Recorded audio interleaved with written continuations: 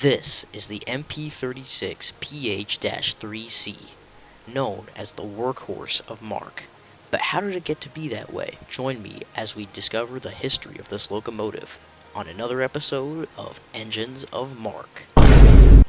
The year is 2007 and MARC has just released their brand new growth and investment plan. Both the GP40 and AEM7 are reaching the middle of their lifetimes. The two options on the board are either mid-life refurbishments or complete replacement with new locomotives.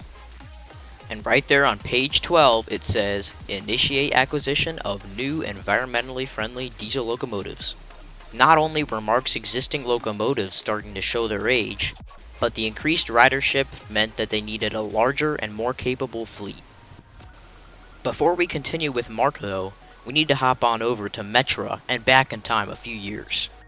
In 2001, Metra was searching for a replacement for their aging F40C locomotives. The winner of this bid was MPI with their MP36PH-3S design.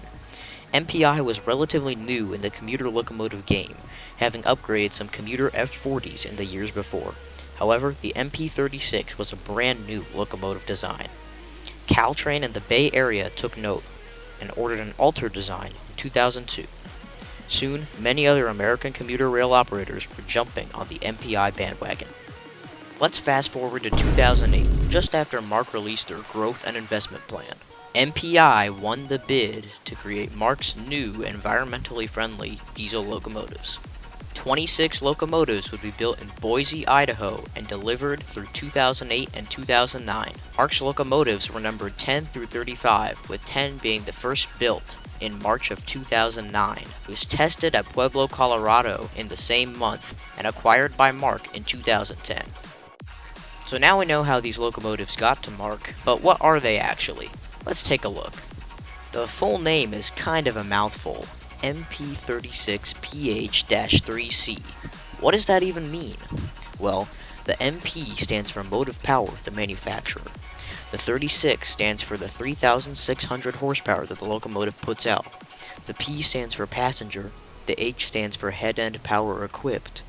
The -3 stands for its computerized control system, and C stands for the Caterpillar head-end power generator, as opposed to a static power generator on the previous Metra model. Another interesting feature of both MARC and VRE's MP36s is that they are shorter to fit in tunnels in Washington, D.C. MARC's MP36 uses a Nathan Airchime C5A-CWP horn. Here's what it sounds like.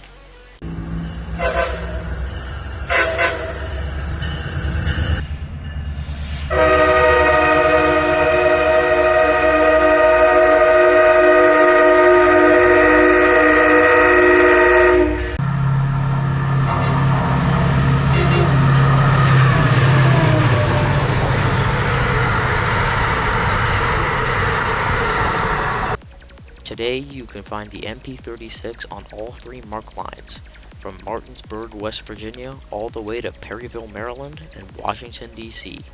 The locomotive has found itself as the modern face of MARC, being featured on timetables and promotional material.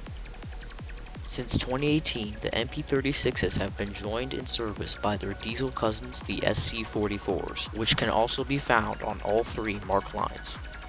As of 2021, with the HHPA electric locomotives back in service, fewer diesel MP36s have to run under the wire on the pen line.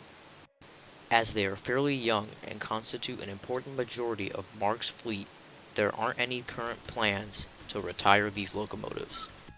Only time will tell what the future has in store for these valuable engines.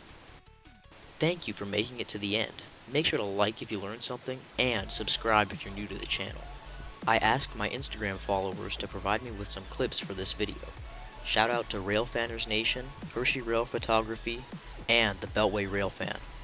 What MARC equipment do you want me to cover next? Leave a comment down below. Anyway, see you later.